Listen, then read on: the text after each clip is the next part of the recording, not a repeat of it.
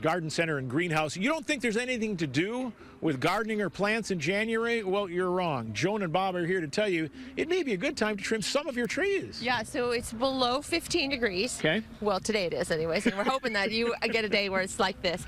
And it is time to prune your oak trees. We get this question year-round, when is the best time to do it?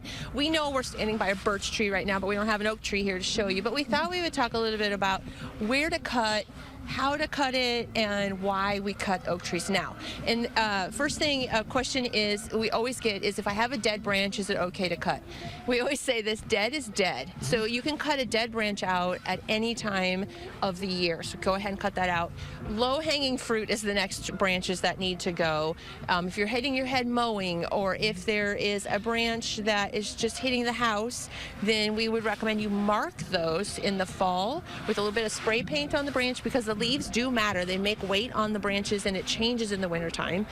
So the reasons winter is a good time, especially for oak trees, is what you're doing in the winter is cutting that branch off, letting it dry before spring comes in, so it's not inviting to any insects. Now, what kind of trees can you prune during the winter? It's a good time to prune most all deciduous trees except for maples. But a lot of people don't understand where to cut a branch. And if you go to a large branch and you go to the short branch, you're going to take that short branch off, there's an area of that where they connect that's called the collar. And you want to cut that right at that collar.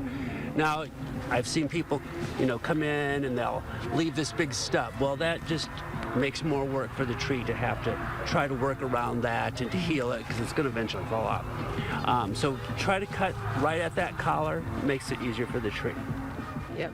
And then if you are cutting down large branches, like let's say you're going to take off half of or third of the weight on one side of the tree, you may need to get an expert involved, just so that you don't cause your tree so much imbalance that it becomes structurally unsound. If you're going to take a larger branch off, it's always good to come up from the bottom and notch it through a little bit, so when you cut from the top down, it doesn't strip down the rest of the bark that way, so it's going to make a clean cut. Yeah, and then one other set of trees that we are not going to be pruning right now are any evergreens. Yeah. We're going to save those to late May, June. So no maples, no evergreens. Yeah, but May is definitely the month for evergreens. Yeah. But otherwise, get busy.